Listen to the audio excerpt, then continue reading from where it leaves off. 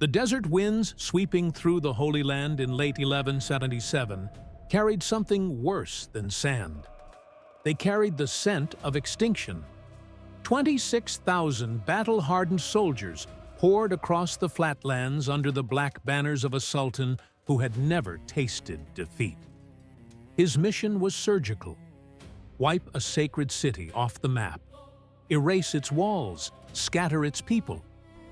But the only thing standing between that army and total annihilation was not a fortress, not a coalition, not a war council of decorated commanders. It was a boy, 16 years old. Sitting on a horse he could barely grip with his own hands. A mask of silver hid what the disease had done to his face. Leprosy was eating him from the outside in. His fingers were going numb. His skin was peeling from the bone. Every physician in the kingdom had already written him off as a dead man breathing. But Saladin made a mistake that would define his entire legacy. He looked at this rotting teenager and saw nothing. He let his guard collapse. He released his troops to pillage and raid.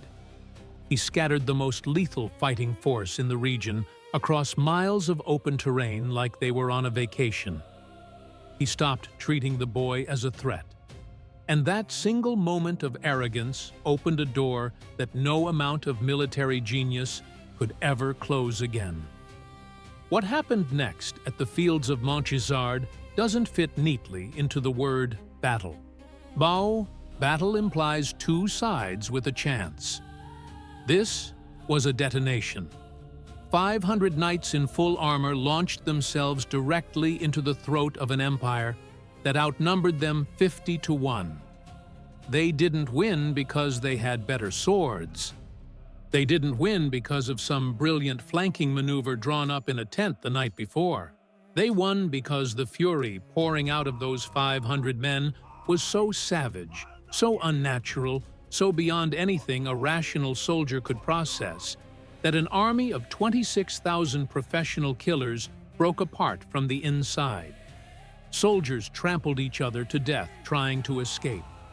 Officers abandoned their units. The greatest military commander of the age ran for his life on the back of a racing camel. And the boy who made it all happen could barely feel his own sword in his hand. This is the story they tried to bury.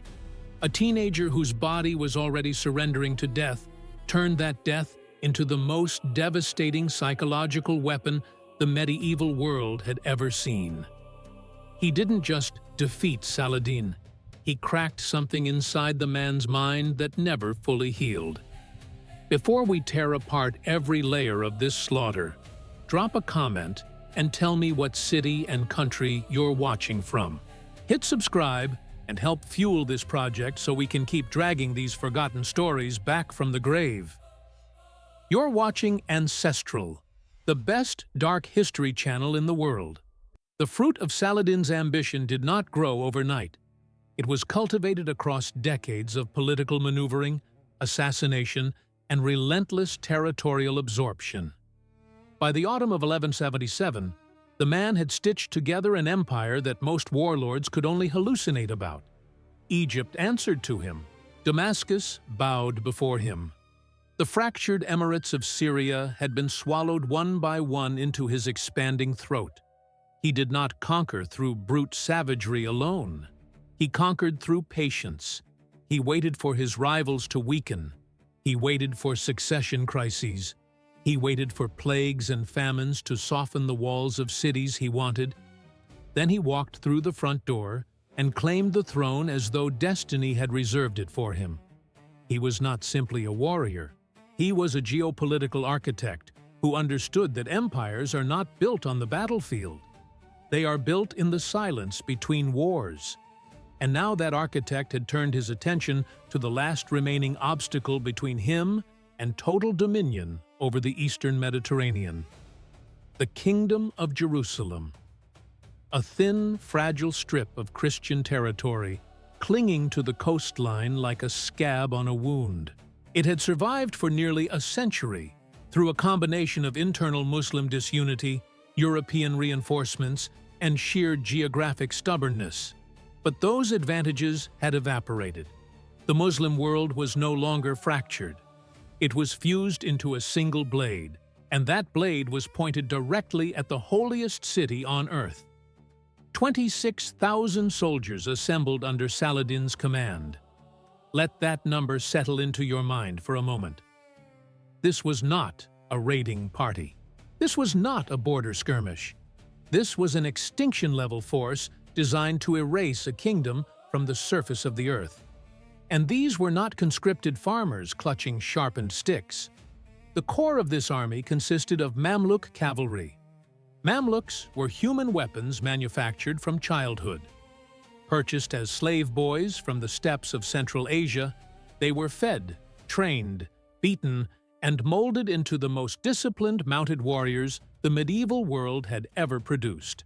They could fire a composite bow at full gallop with accuracy that modern marksmen would envy. Their arrows punched through chainmail like a finger through wet parchment. Their horses were bred specifically for war. Arabians trained to kick, bite, and trample anything that moved beneath them. Each Mamluk wore lamellar armor, hundreds of small interlocking iron plates stitched together into a flexible shell that could absorb a direct sword strike and redistribute the impact across the entire torso. They were walking tanks on 4 legs. Behind the Mamluks marched columns of professional infantry, spearmen, swordsmen, engineers carrying siege equipment, supply trains loaded with enough provisions to sustain a months-long campaign. Saladin had planned this invasion the way a surgeon plans an operation. Every variable accounted for, every contingency mapped. His intelligence network had been feeding him detailed reports about the internal collapse of the Crusader state for months. He knew the Christian kingdom was hemorrhaging. He knew their best knights were deployed hundreds of miles to the north, garrisoning fortresses in Syria that could not be abandoned without triggering a separate catastrophe. He knew the southern border was a ghost town. He knew the treasury was nearly empty. He knew the political court was a nest of vipers, each baron scheming against the other for a bigger slice of a shrinking pie. And most importantly, he knew who wore the crown. The throne of Jerusalem belonged to Baldwin IV, a boy of 16 years, a boy whose own body had declared war against him long before any sultan ever did. To understand what Baldwin endured every single day of his reign, you need to understand what leprosy actually does to a human being. Not the mythologized version, not the biblical metaphor, the clinical reality. Baldwin suffered from lepromatous leprosy, the most aggressive classification of the disease. It is caused by a slow-growing bacterium called Mycobacterium leprae. This organism has a particular appetite.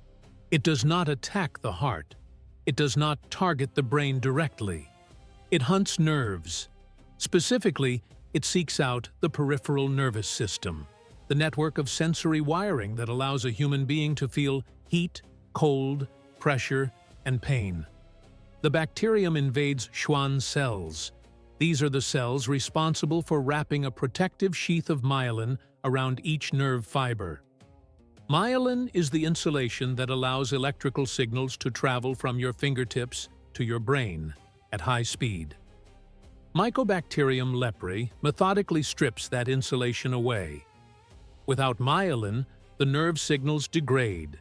They slow down, they distort, and eventually, they stop entirely. The nerve dies. The region it once served goes permanently dark. The first sign appeared years before Baldwin ever sat on a throne. His tutor, William of Tyre, one of the most meticulous chroniclers of the 12th century, recorded the discovery. He watched the young prince playing a rough game with other noble children in the palace courtyard. The boys were pinching each other's arms, a test of endurance, a childish contest of pain tolerance. The other boys yelped and pulled away, Baldwin did not move. His face registered nothing. William, alarmed, pressed further.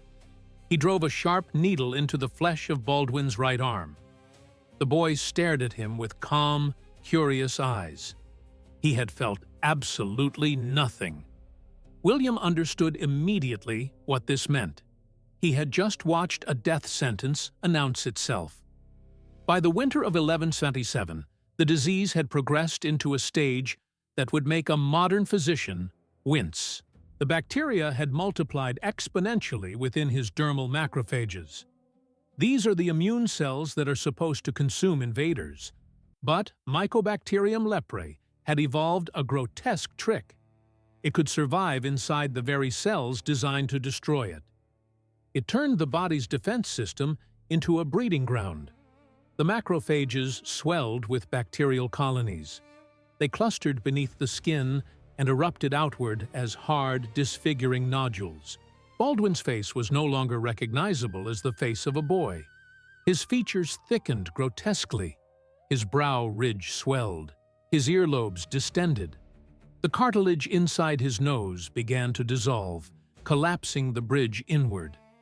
His lips cracked and split. His voice, once clear, had been reduced to a hoarse, grating whisper as the infection thickened his vocal cords. But the true horror lived in his extremities. Because Baldwin could not feel pain, his hands and feet became silent disaster zones. Every minor cut, every blister, every abrasion went undetected. He could place his hand directly onto a burning surface and not realize it until someone pulled him away.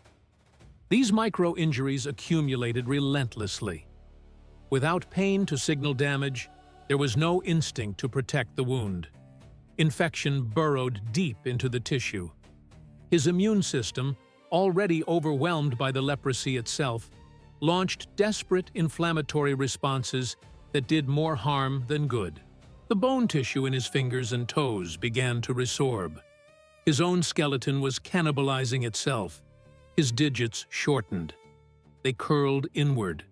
His right hand withered into a gnarled, immobile claw that could no longer grip a sword, hold a pen, or touch another human being. The stench of necrotic flesh trailed behind him through every corridor of the royal palace like a shadow he could never outrun. His attendants burned thick clouds of frankincense day and night to mask the smell of a king decomposing on his feet. He concealed the ruin of his face behind a mask of polished silver. The mask became his second skin, the only face the world was permitted to see. In the 12th century, leprosy was not merely a medical condition, it was a spiritual verdict. The medieval church taught that leprosy was a physical manifestation of God's displeasure, a visible curse stamped onto the flesh of the sinner. Lepers were classified as legally dead. They were forced to attend their own funeral mass. A priest would shovel ceremonial dirt onto their feet while reciting prayers for the departed. After the ritual, the leper ceased to exist as a citizen. They were banished from towns, forced to wear distinctive cloaks, required to ring a bell or clap wooden boards together to announce their presence so that healthy people could flee before contamination reached them. They were herded into isolated colonies outside the city walls, where they lived among other rotting outcasts until their organs finally surrendered. Baldwin refused every element of this script.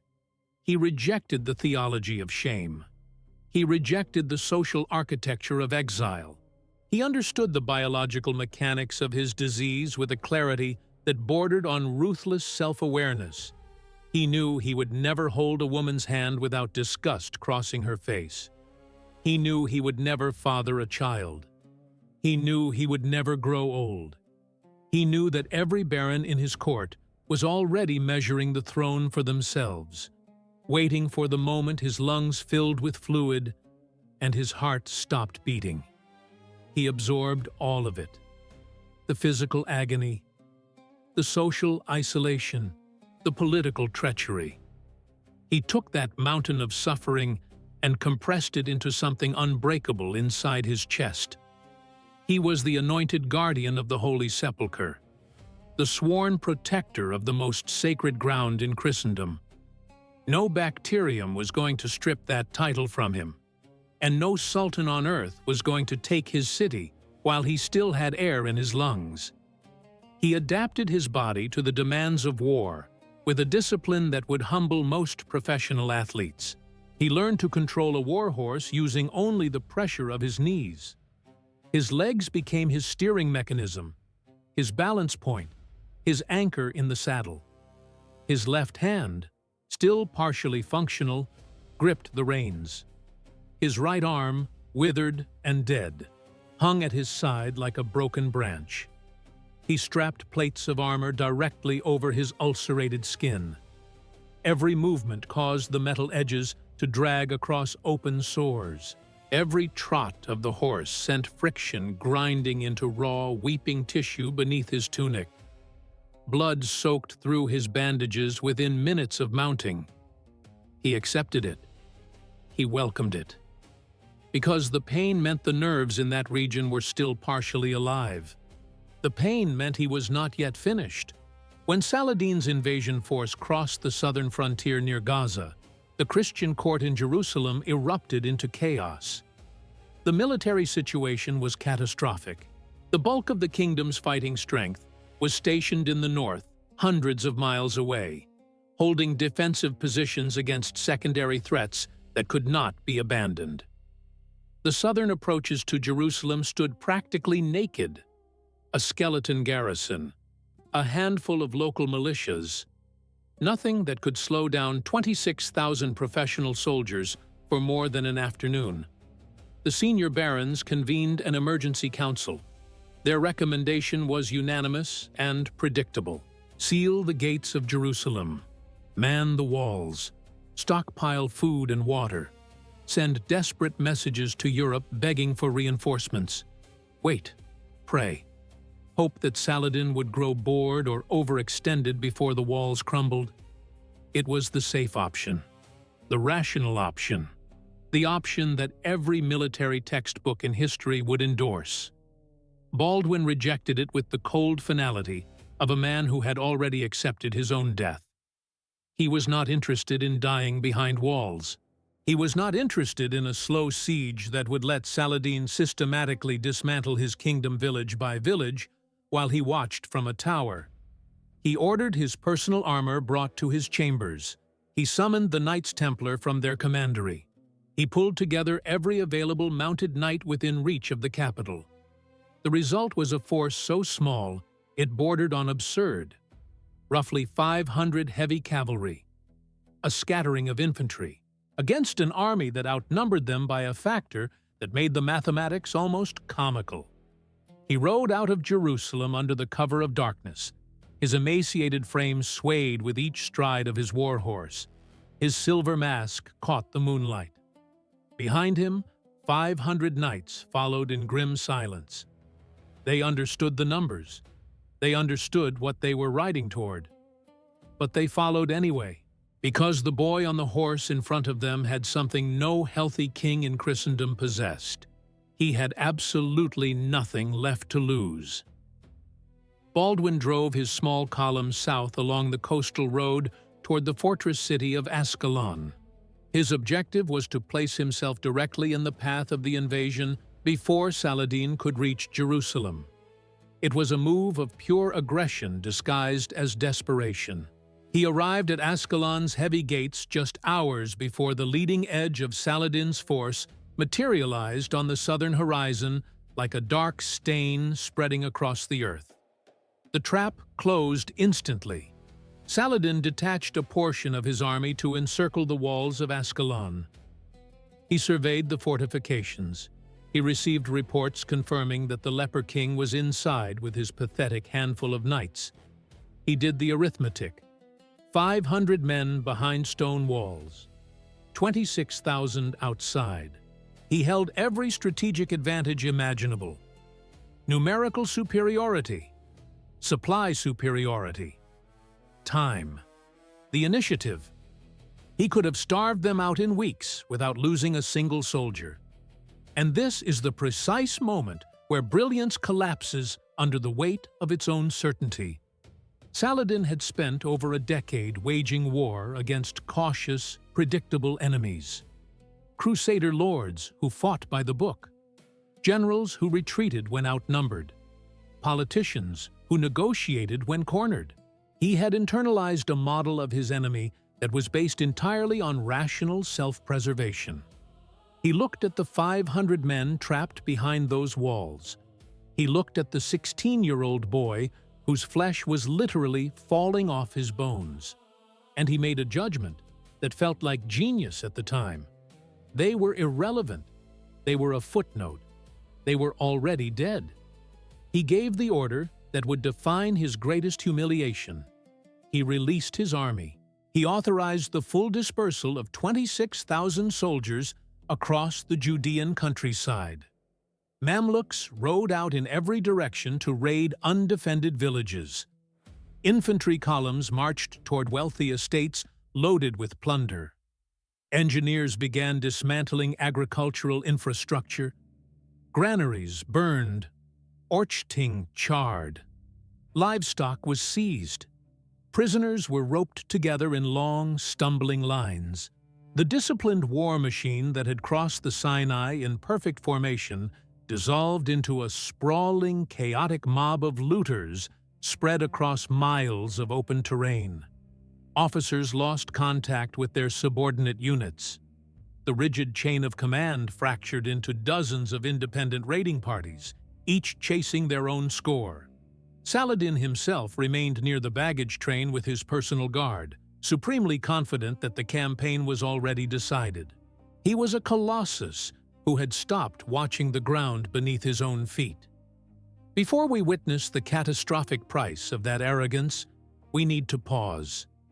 You are watching these historical autopsies because you refuse to accept the watered-down version of the past. You want the raw mechanics, the unfiltered anatomy. That is exactly what we deliver.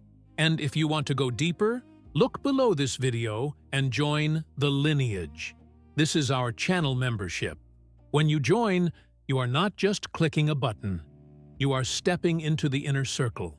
You are funding the research, the sleepless nights, the obsessive detail that makes this channel unlike anything else on the platform. You get early access to our darkest investigations before the algorithm even knows they exist. If you consider yourself a serious student of history, this is where you belong. Step up. Join the ranks. Help us keep pulling these buried stories out of the ground. Inside the walls of Ascalon, Baldwin climbed to the highest point of the coastal tower. The Mediterranean wind pulled at his heavy cloak. It pressed against his fragile, wasted body like it was trying to push him back inside where it was safe. He ignored it. He looked north. The horizon was scarred with columns of thick black smoke rising from burning villages. The sky had turned a sick, yellowish gray from the ash of Christian settlements being reduced to cinders. He could see the destruction of his kingdom unfolding in real time. Each pillar of smoke was a village erased. Each dark smudge on the horizon was a community that would never recover. Any rational commander would have looked at that panorama and surrendered to despair. Any healthy monarch would have retreated deeper into the fortress and prayed for the siege to end before starvation set in. Baldwin was neither rational nor healthy. His terminal condition had burned away the one thing that paralyzes every other leader on the face of the earth: the fear of dying. He had already grieved for himself. He had already buried the life he would never live. He had already stared into the void and found it unremarkable. Death held no leverage over a boy who slept next to it every single night. He looked at the scattered columns of smoke and did not see devastation. He saw opportunity. Saladin's army was no longer an army. It was a disorganized swarm of exhausted, overloaded raiders scattered across miles of open ground. with no central coordination. Their horses were weighed down with stolen goods. Their weapons were stowed. Their minds were occupied with counting plunder, not scanning for threats. They had psychologically exited the war. They believed the campaign was already over. Baldwin descended from the tower. The rough stone steps sent jolts of friction through his bandaged legs. Fresh blood seeped through the linen wrappings beneath his armor. He walked into the courtyard where 500 knights stood in heavy, suffocating silence. They had seen the smoke. They had counted the enemy campfires stretching to the edge of the visible world. They knew the mathematics of their situation with painful precision. Every man in that courtyard expected a speech about honor in death, a final prayer, a blessing before the end. The boy king did not comfort them. He did not lie to them. He gave a single command: unbar the gates. Every knight in that courtyard understood what those 3 words meant. They were not going to wait behind these walls for rescue that would never come. They were not going to starve slowly while their kingdom burned around them. They were riding out, into the open, directly toward the largest army in the known world. They were going to hunt a sultan. The massive iron hinges of Ascalon's main gate screamed as the doors swung outward. Blinding coastal sunlight flooded into the darkened courtyard and struck the silver mask of the dying king. 500 men tightened their fists around their lance shafts. They stared out through the widening gap in the gate at a landscape crawling with enemy encampments. The boy drove his heels into the flanks of his warhorse. The animal surged forward. Behind him, 500 condemned men followed. The march of the dead had begun. 500 riders poured through the iron throat of Ascalon's gate and never looked back. The moment the last horse cleared the archway, the fortress ceased to matter. Stone walls were for men who intended to survive. These men had abandoned that ambition somewhere between the first column of smoke and the sound of their own kingdom screaming. They turned north along the ancient coastal road, the Mediterranean crashing against the rocks to their left, the barren sweep of the Judean wasteland yawning to their right. Ahead of them, the sky was sick with smoke. Behind them, there was nothing worth returning to. They were not retreating. They were not repositioning. They were riding directly into the open mouth of an empire that outnumbered them by a factor that defied every principle of military logic ever written. They were not soldiers executing a tactical withdrawal. They were predators tracking the scent of blood. Baldwin IV held the center of the column. His position was not ceremonial. It was structural. The knights needed to see the silver mask. They needed to know the boy was still upright, still breathing, still riding toward the thing that was supposed to kill them all. The physical reality of what that ride cost him is something most people will never be able to fully comprehend. Controlling a war horse is a violent, full-body exercise even for a man in peak physical condition. The animal weighs over 1,500 pounds. Every stride sends a shockwave up through the saddle into the rider's spine. The rider must constantly adjust his center of gravity, gripping the flanks of the horse with his inner thighs, absorbing the brutal kinetic rhythm with his core and lower back. It is exhausting work for a healthy body. Baldwin's body was not healthy. It was disintegrating. The lepromatous nodules that covered his legs had been ground raw against the boiled leather of his saddle within the first mile. The friction peeled open ulcers on his inner calves that had barely crusted over from the last time he rode. Warm blood soaked through the linen bandages wrapped around his legs and pooled inside his boots. He could feel the wetness spreading, but not the pain that caused it. His peripheral nerves were dead. The damage accumulated silently.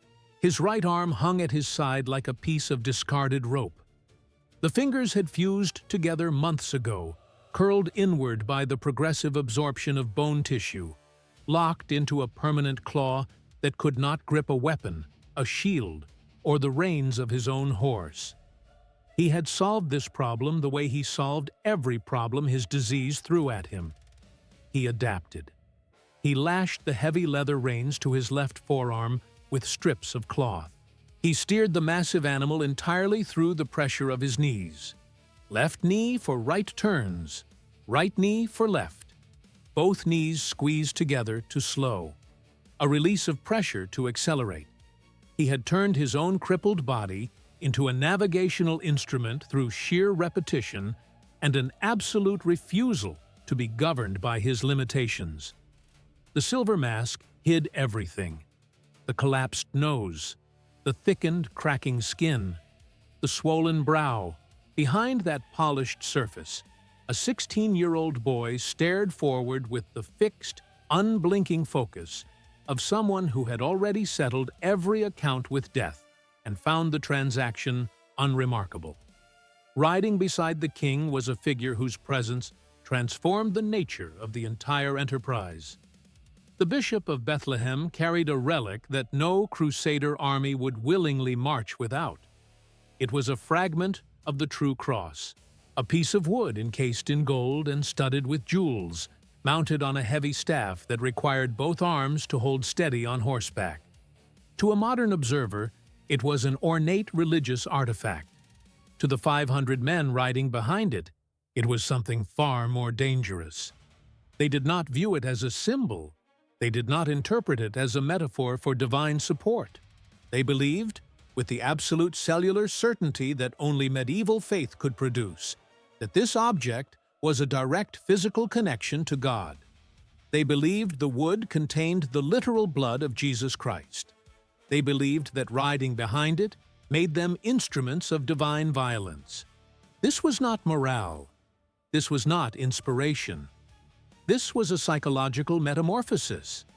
The relic converted 500 terrified men into 500 men who believed they could not lose. It turned a suicidal cavalry charge into a holy mandate issued directly from heaven. The column pushed hard along the coastal road.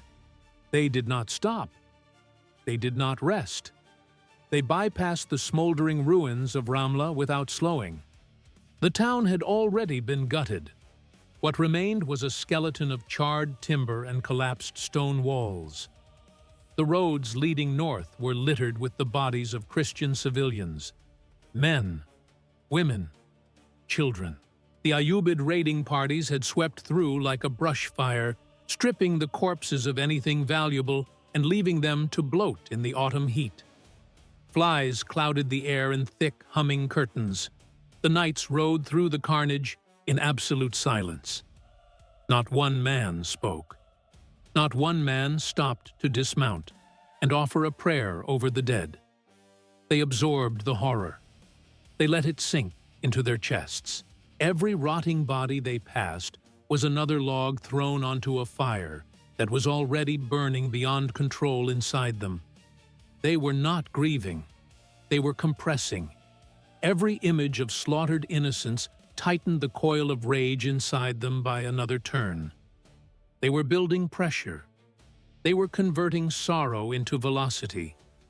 By the time they reached the outskirts of Montgisard, that pressure had nowhere left to go except forward, through the bodies of the men who had done this. Saladin, meanwhile, existed in a state of supreme, undisturbed confidence. His intelligence, which had served him brilliantly for over a decade, had become the instrument of his own blindness. He was so thoroughly convinced that the Leper King was trapped inside Ascalon, so mathematically certain that 500 men posed zero strategic threat, that he had effectively stopped conducting the war. He had no scouts screening his southern flank. He had no picket lines watching the coastal road. He had no early warning system of any kind.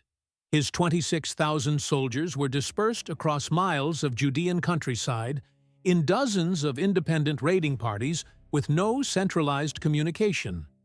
His officers had lost contact with each other. His chain of command had dissolved into a loose constellation of autonomous looting operations, each group chasing its own haul of stolen livestock, grain, gold, and prisoners.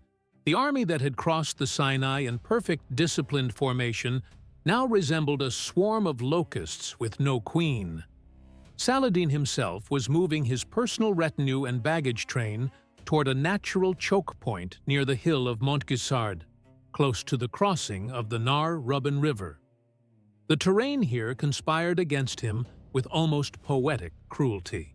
The autumn rains had transformed the surrounding plains into a thick, adhesive mud that sucked at the hooves of horses and the wheels of wagons with equal determination. His baggage train, already grotesquely overloaded with the plunder of a dozen raided towns, crawled forward at a pace that would embarrass a funeral procession. Thousands of stolen sheep and cattle clogged the narrow paths. Captured prisoners, roped together in long, stumbling lines, slowed the column further. His soldiers were physically spent from days of continuous raiding. Their muscles ached. Their horses were exhausted. Their armor was unlaced and packed away on mules because nobody expected to need it. Most critically, their composite bows, the single most lethal weapon system in the Ayyubid arsenal, had been unstrung. The animal sinew and horn laminations that gave these bows their devastating power were vulnerable to moisture. In the damp autumn air, a responsible archer would unstring his bow to prevent warping, which meant that when violence arrived, it would take precious minutes to restring, minutes they would never receive. 26,000 of the most dangerous soldiers in the medieval world were stuck in mud, weighed down with stolen property, stripped of their primary weapons, and completely unaware that death was riding toward them from the south at full gallop. Then the ground began to speak. It started as a tremor, a low rhythmic pulsing that traveled through the wet earth and into the legs of every man and animal standing in the mud near Montgisard. Saladin's Mamluk guards, veterans who had fought in dozens of campaigns, stopped what they were doing. They stopped cursing at the stuck wagons. They stopped beating the stubborn pack animals. They stood still and listened. The tremor deepened. It accelerated. It grew into a rolling, mechanical thunder that seemed to come from everywhere and nowhere at once. It was the sound of 2,000 iron horseshoes striking compacted earth in a synchronized rhythm that only heavy cavalry at full gallop can produce.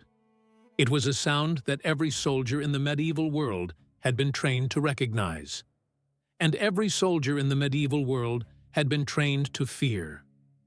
The Christian vanguard crested the ridge of Montgisard like a blade being drawn from a sheath.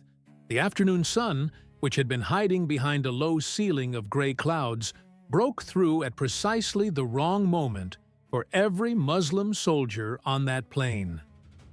The light caught the silver mask of the Leper King and turned it into a blinding point of white fire at the center of the formation.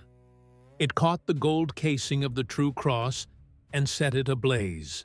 It illuminated the white mantles of the Knights Templar, 80 warrior monks riding at the very tip of the spear, their heavy ash wood lances already lowered into the killing position. The visual effect was not accidental. It was not planned, but it was devastating. From the perspective of the exhausted, disarmed, mud-trapped soldiers below, the ridgeline had just erupted with what looked like a divine army descending from the heavens to deliver judgment. The Leper King did not look like a dying teenager. Framed against the breaking sky, flanked by the fire of the relic and the white cloaks of the Templars, he looked like something that had crawled out of the Book of Revelation.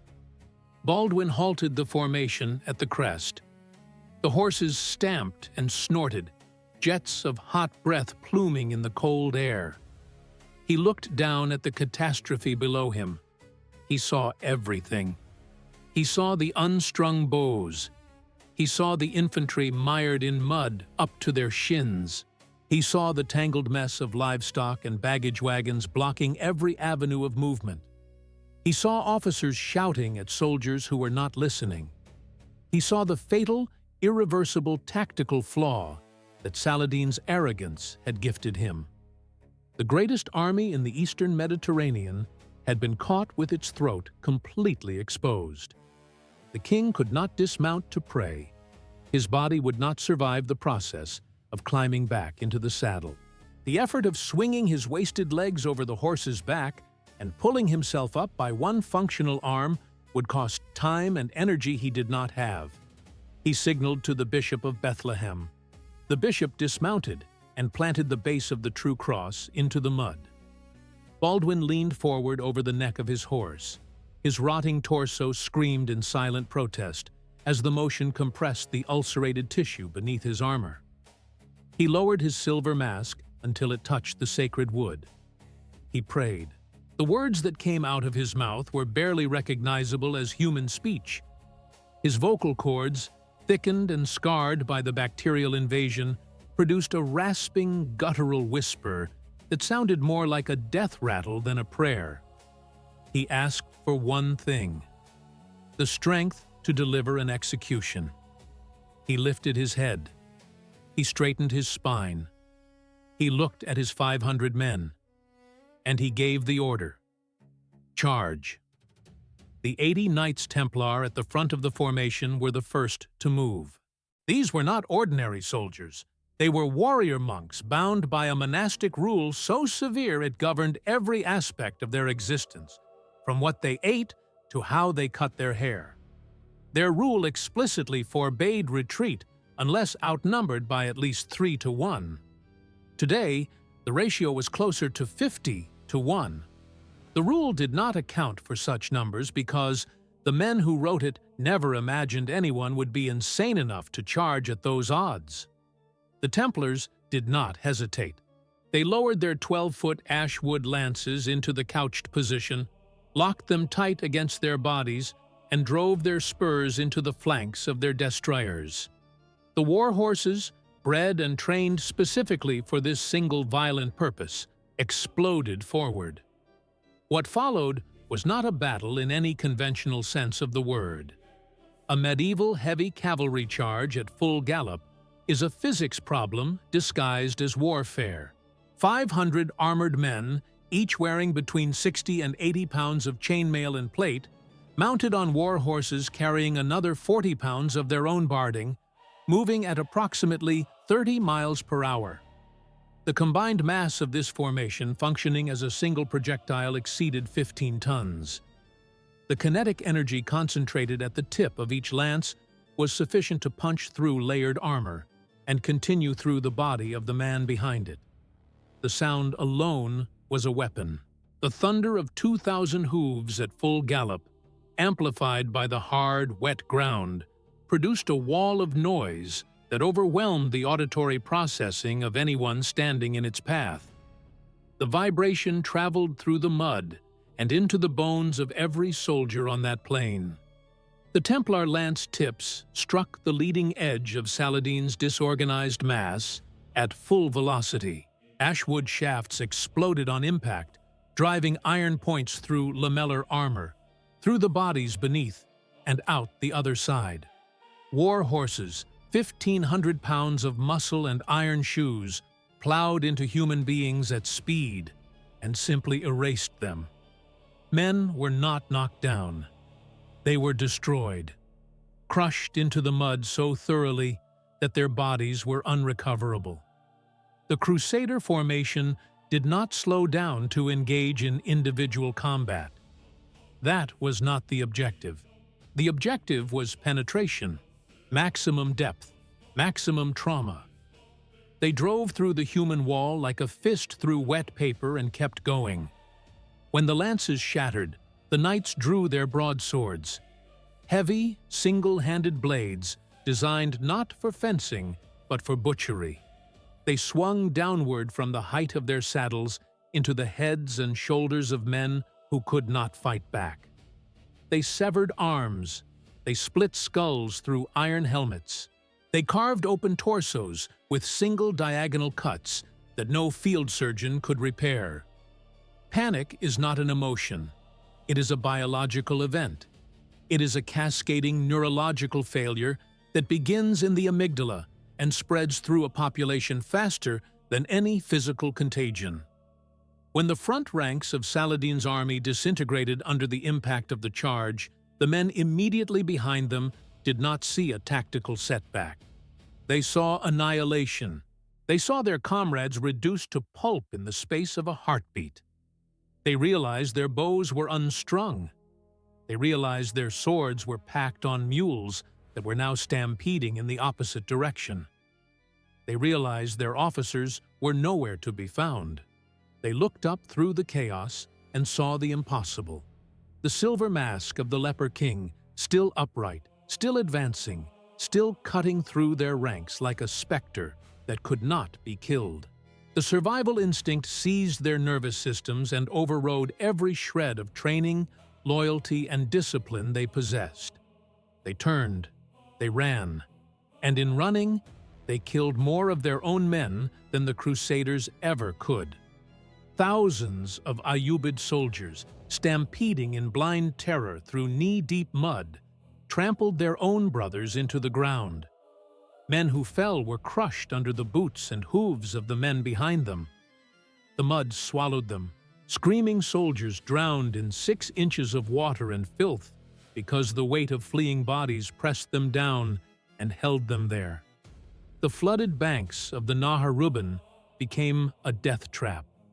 Hundreds of men plunged into the swollen river and were swept away by the current, dragged under by the weight of whatever armor they still wore. The Christian knights did not need to kill 26,000 men. They only needed to shatter their minds. The collapsing army did the rest of the work for them. Before we continue deeper into this slaughter, you need to understand the foundation this story is built on. You need to see the primary source material for yourself. Look at your screen right now. Click the View Products button. Open the shop shelf. The book waiting there is the definitive historical record of the Crusader states, constructed from raw, unfiltered accounts written by the men who were actually present. It is the backbone of today's script.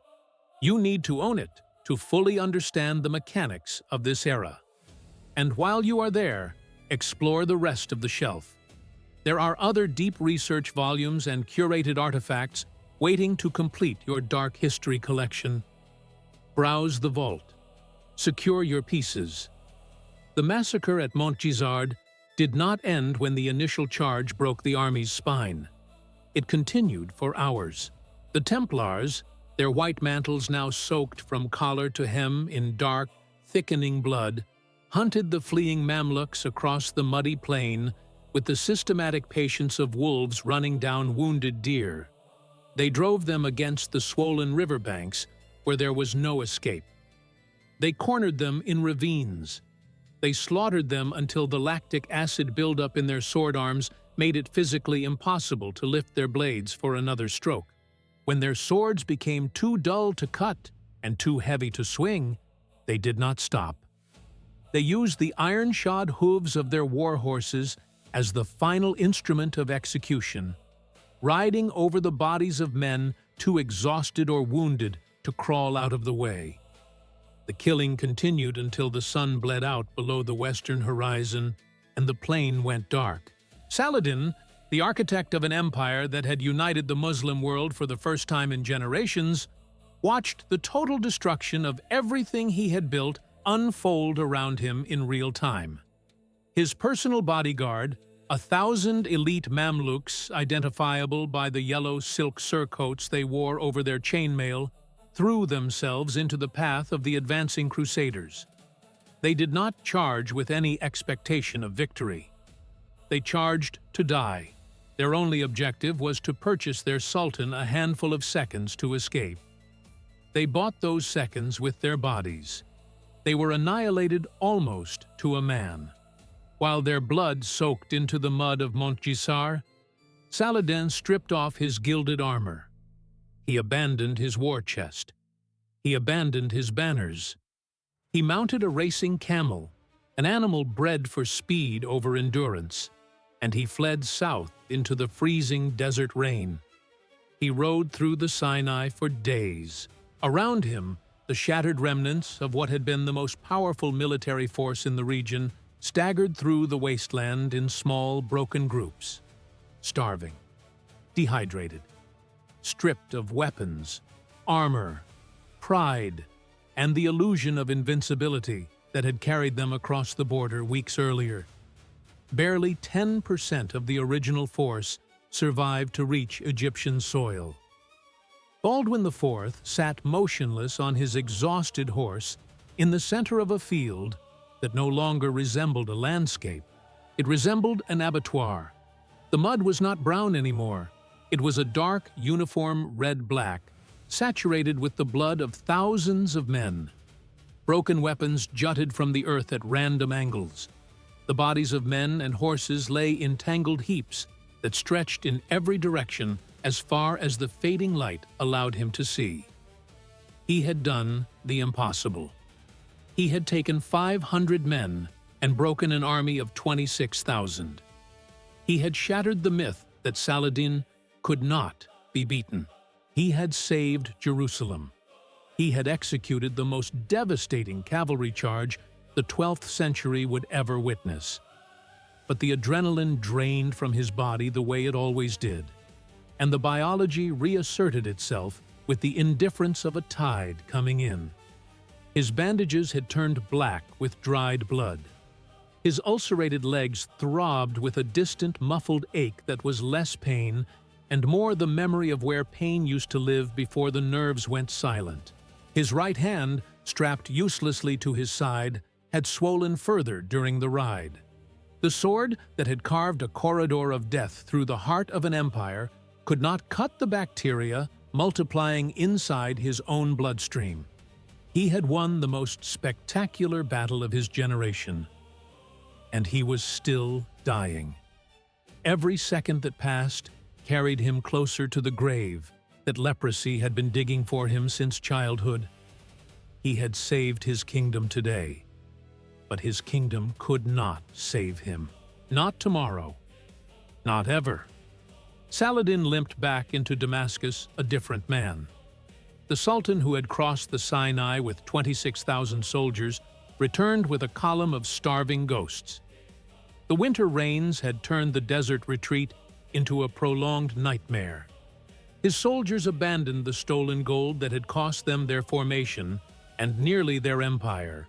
They left it in the mud alongside broken weapons and the bloated corpses of men who could not keep pace.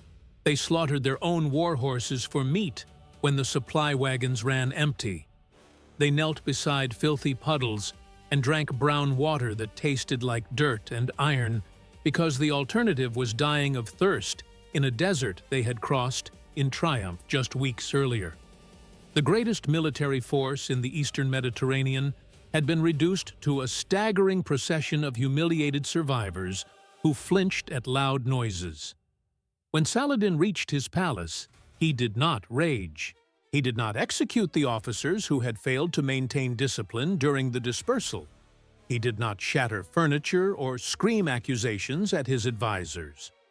That kind of emotional response belonged to lesser men, men who confused anger with analysis. Saladin was not lesser.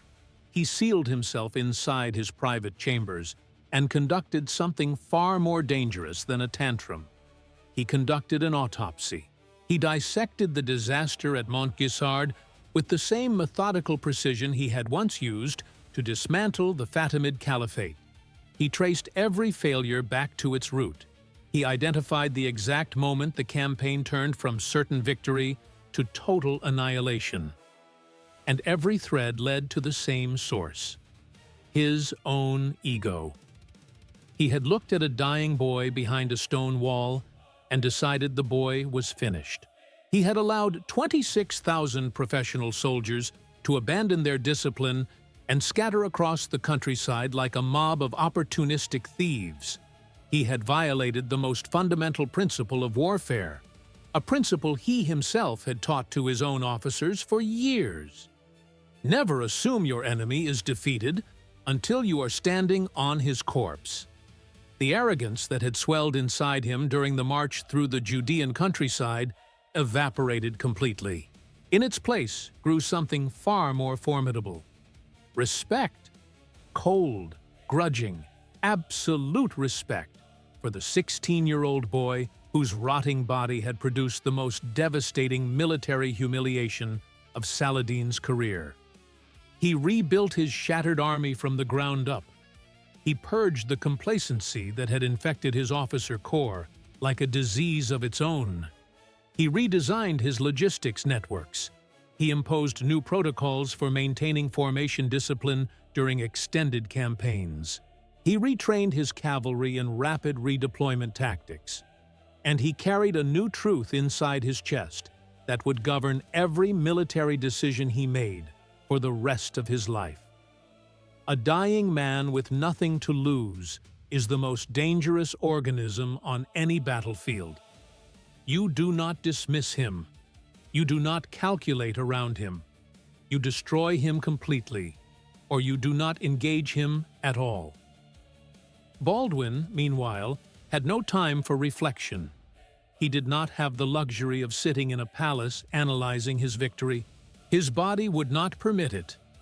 The Mycobacterium leprae, indifferent to the geopolitical significance of Montgisard, continued its systematic demolition of his nervous system with the patience of water-dissolving stone. By 1183, the bacteria had breached the final defensive perimeter. They invaded his optic nerves.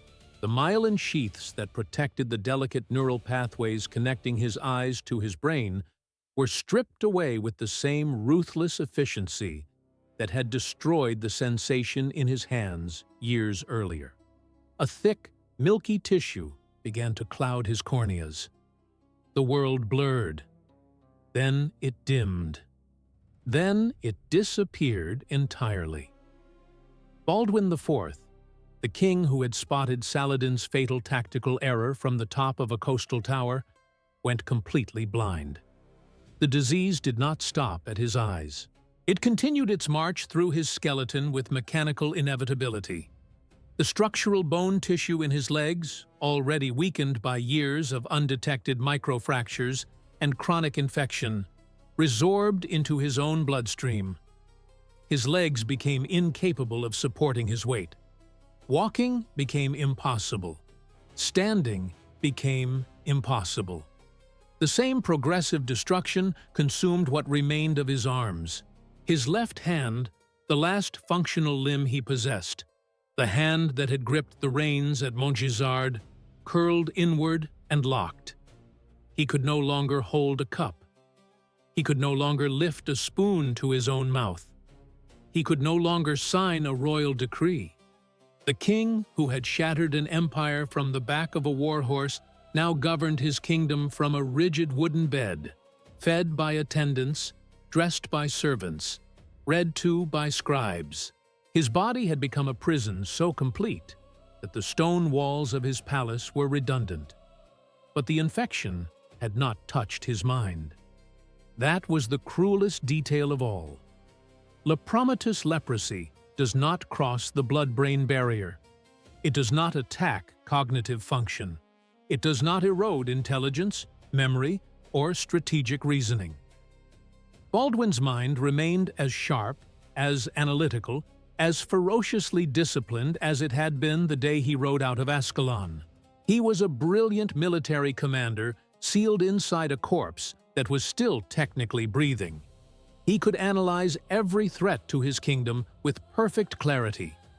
He simply could not lift a finger to address any of them physically. Every command had to be issued through intermediaries. Every decision had to be communicated through a voice that had been reduced to a barely audible rasp, forced through a throat thickened by bacterial scarring. He ruled through willpower transmitted by whisper. The political vultures did not wait for him to die. They began circling the moment his blindness became public knowledge.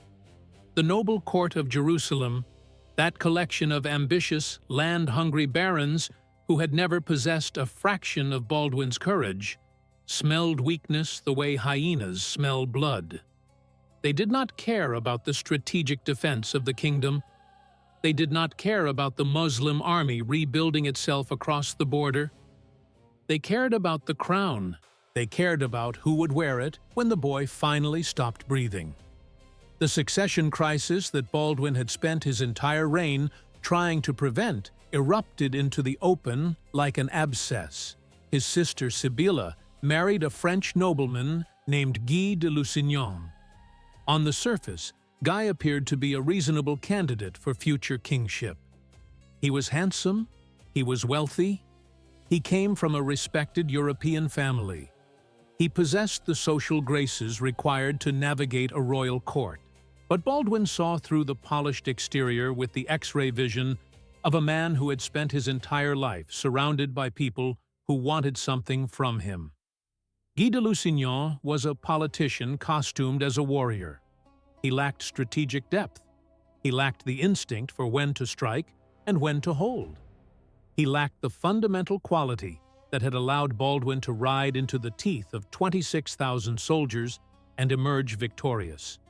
He lacked the willingness to die. Guy wanted to survive. He wanted to prosper. He wanted to enjoy the privileges of kingship without paying the price that kingship demands in a kingdom surrounded by enemies on every border.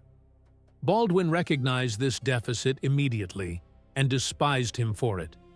He understood with perfect agonizing clarity that the moment Guy de Lusignan sat on the throne of Jerusalem, the foundation that Baldwin had reinforced with his own disintegrating body would begin to crack. Saladin, rebuilt and patient, tested the political fracture lines later that same year. He marched a fresh army toward the Crusader fortress of Kerak, a massive stone citadel perched on a hilltop east of the Dead Sea. Kerak belonged to Raynald of Chatillon, a man who deserves his own chapter in the Encyclopedia of Medieval Recklessness. Raynald was a rogue baron, a freelance provocateur who had spent years raiding Muslim trade caravans, attacking pilgrim routes, and even launching a deranged naval expedition into the Red Sea that threatened the holy cities of Mecca and Medina. He was a walking diplomatic crisis. And on the day Saladin arrived with his siege engines, Kerak happened to be hosting a royal wedding inside its thick stone walls. The timing was either catastrophic luck or divine comedy. Saladin deployed 9 massive wooden trebuchets around the fortress perimeter. His engineers assembled the siege machines with practiced efficiency. They began hurling enormous stone projectiles against the ramparts with a steady, rhythmic percussion that shook the foundations of the citadel. The stones cracked the outer walls. Dust and debris rained down on the wedding guests inside. The situation was desperate. The news reached Baldwin in Jerusalem. His reaction was instantaneous and completely irrational by any standard of medical possibility. He ordered his royal guards to build a wooden litter, a flat board supported by poles designed to be carried on the shoulders of men or strapped between horses. He commanded his knights to bind his paralyzed body to this board. He could not sit. He could not stand. He could not see. He could not grip anything with either hand. He ordered his army to march across the arid wasteland toward Kerak, with him strapped to the front of the column like a figurehead bolted to the prow of a warship. The journey was a medical atrocity. Every step the bearers took sent vibrations through the wooden frame and into Baldwin's destroyed body. The jostling tore open ulcers that had barely formed scabs. The desert sun, merciless and unrelenting, baked his exposed, bleeding skin. Sand worked its way into the open wounds. He could not brush it away. He could not shift his position to relieve the pressure on his sores. He endured every second of it in silence, because complaining required energy that he needed for the single task that still mattered: reaching the enemy. Saladin's cavalry scouts spotted the approaching Christian column from miles away. They wheeled their horses and galloped back to the Sultan's command tent. They delivered their report. The royal army was coming, and at its head, strapped to a wooden board, blind, paralyzed, and bleeding through his bandages, was the ghost of Montgisard. Saladin stood in his tent and processed this information. He looked at his 9 trebuchets, already positioned and operational. He looked at his army, fresh, disciplined, and numerically superior. He held every conceivable advantage. He had the siege engines. He had the manpower. He had the terrain. He had functioning eyesight and the use of all 4 limbs. And he ordered a full retreat. He dismantled the trebuchets. He packed up the siege engines. He marched his entire pristine army back toward Damascus without loosing a single arrow at the approaching Crusaders. He refused to engage, not because he lacked the military capacity to win. He refused because he understood something that no amount of numerical superiority could overcome. The man on that wooden board was not operating within the normal parameters of human motivation. A commander who allows his shattered body to be strapped to a plank and carried across a desert into the face of an overwhelming enemy has transcended the calculations of conventional warfare. You cannot intimidate a man like that. You cannot outlast him. You cannot negotiate with him. The only options are total annihilation or withdrawal. And Saladin, haunted by the memory of Montgisard, chose withdrawal. It remains one of the most extraordinary concessions in the history of medieval warfare. An undefeated army retreating from a blind, paralyzed king on a stretcher. Not out of weakness, out of recognition that some forms of willpower exist beyond the reach of swords. The human body, no matter how extraordinary the spirit it contains, operates within biological limits that no amount of courage can override. Baldwin IV's lungs finally surrendered in the spring of 1185. The bacterial infection, which had spent over a decade methodically dismantling every system in his body, completed its work. He was 24 years old. He had outlived the medical expectations for his condition by nearly a full decade. 10 years of borrowed time that he had filled with more strategic brilliance, more physical endurance, and more raw defiance than most healthy monarchs achieve across lifetimes 3 times as long. His death did not arrive as a surprise. It arrived as a confirmation of what everyone had known since William of Tyre pushed a needle into a boy's arm and watched his face register nothing. The only surprise was how long he had held it off. The vacuum he left behind was immediate and catastrophic. The political ecosystem that Baldwin had held together through sheer force of personality and the lingering terror of his reputation collapsed within months. The crown eventually settled on the head of Guy de Lusignan, exactly as Baldwin had feared. The man Baldwin had recognized as fundamentally inadequate now held the fate of the entire Crusader state in his manicured hands. Guy's ultimate examination arrived in July of 1187. Saladin crossed the Jordan River with 30,000 disciplined soldiers. A rebuilt, restructured, psychologically hardened army that bore no resemblance to the disorganized mob that had been slaughtered at Montgisard. Saladin had spent the intervening years correcting every flaw that the Leper king had exposed. He besieged the city of Tiberias on the western shore of the Sea of Galilee. But the siege was not the objective. The siege was the bait. Saladin wanted to draw the entire Crusader field army out of their fortified, well-watered positions and into the open where he could destroy them on terrain of his choosing. Baldwin, even blind and dying, would have read this trap as clearly as text on a page. Baldwin would have recognized the provocation for what it was. He would have held his forces at the springs of Sephoria, where fresh water was abundant and defensive positions were strong. He would have forced Saladin to come to him, to extend his supply lines, to fight on ground that favored the defender. Baldwin understood that patience is a weapon, that refusing to react is sometimes the most aggressive move available. Guy de Lusignan understood none of this. He listened to the loudest voices in his war council, the aggressive barons, the hot-headed knights who confused bravery with recklessness. They screamed that honor demanded an immediate march to relieve Tiberius. They called anyone who counseled patience a coward. Guy, lacking the internal compass to distinguish between courage and stupidity, yielded to the pressure. He ordered the entire Crusader military force to march east across the arid plateau toward Tiberius. In the dead of summer, under a sun that could kill an unprotected man in hours. The march was a logistical death sentence signed by a man who did not understand the document he was holding. 20,000 Crusader soldiers trudged across a barren, waterless wasteland, carrying 60 to 80 pounds of iron chainmail and plate armor under temperatures that turned their helmets into ovens.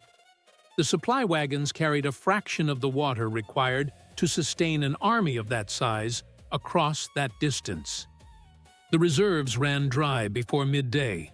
Soldiers stopped sweating, which meant their bodies had exhausted their cooling mechanism entirely. Their tongues swelled, their lips cracked and bled, their vision blurred. Men began dropping from heat stroke. In desperation, soldiers slit the throats of their dying horses and drank the warm, foaming blood because it was the only liquid available.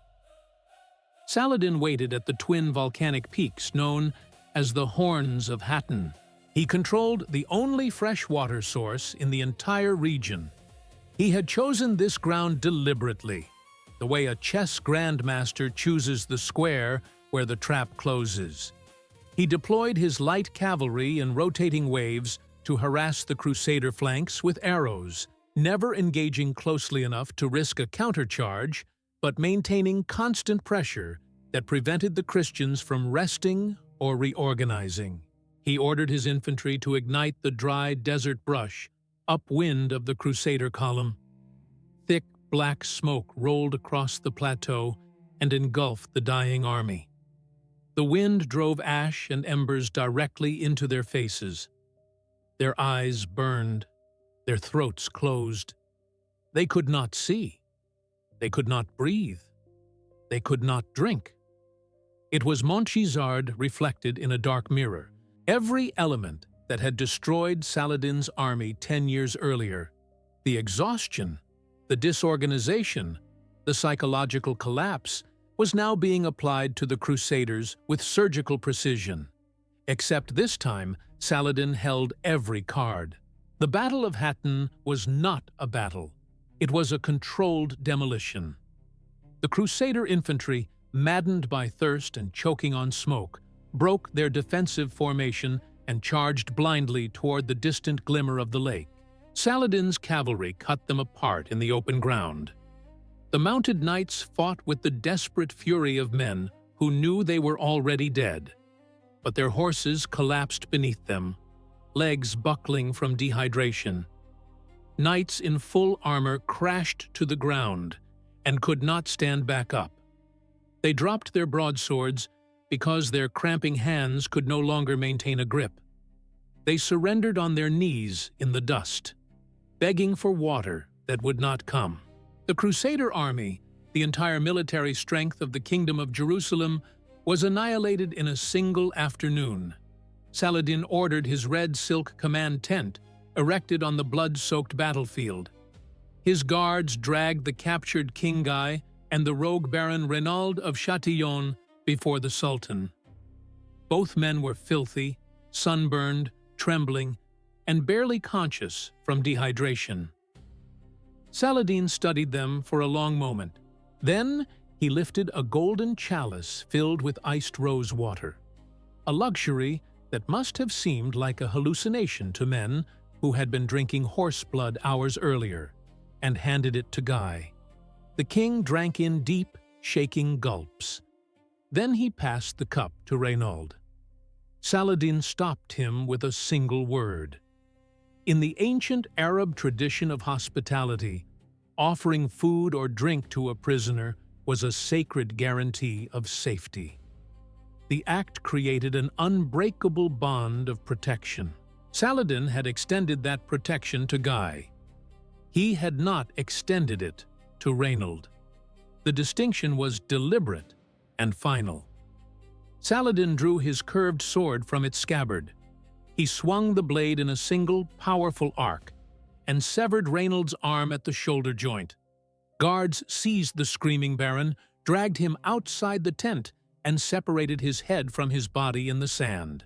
The man who had spent years provoking the Muslim world with his reckless raids paid the full price of his arrogance in the space of 30 seconds. Saladin spared Guy de Lusignan. He pronounced the ancient principle that a king does not execute a king. But the mercy was not compassion. It was contempt. Saladin understood that Guy was a hollow vessel, a title without substance, a crown without a mind beneath it. Leaving him alive was the most devastating insult available. It was a public declaration that Guy de Lusignan posed no more threat to the Islamic Empire than a stray dog wandering the ruins of a conquered city. Jerusalem fell to Saladin's forces a few months later. The city that Baldwin had bled to protect, the city he had ridden out to defend with 500 men against 26,000. The city he had been carried toward on a wooden plank while blind and paralyzed, opened its gates and surrendered. The Crusader kingdom did not collapse because it ran out of soldiers. It collapsed because it ran out of will. It forgot the lesson that its greatest king had carved into the historical record with his own decomposing hands. Thick walls do not protect a kingdom. Gold does not purchase survival. Numerical superiority does not guarantee victory. The only thing that stands between a civilization and its extinction is the quality of the mind that leads it. A body that is falling apart can still house a will that refuses to break. And a body that is perfectly healthy can house a spirit so weak that it collapses at the first sign of pressure. Baldwin IV proved that a human being consumed by disease, blinded, paralyzed, rotting alive, can project a force of will so absolute that the greatest military commander of his century chose to retreat rather than face it. Guy de Lusignan proved that a healthy, wealthy, physically capable king can destroy in 2 years what a dying boy spent his entire reign protecting. The distance between those two men is the distance between legacy and footnote, between iron and sand, between a name that history remembers with awe and a name that history remembers only as a cautionary tale. Thank you for watching until the very end. The algorithm buries content like this, so hit the subscribe button right now. Leave a like. Share this video with someone who needs a reminder of what real discipline looks like when it inhabits a body that has every reason to quit. You just watched another premium documentary by Ancestral, your ultimate dark history destination on YouTube. Do not close this app. Look at the video appearing on your screen right now. Click it. Watch it immediately.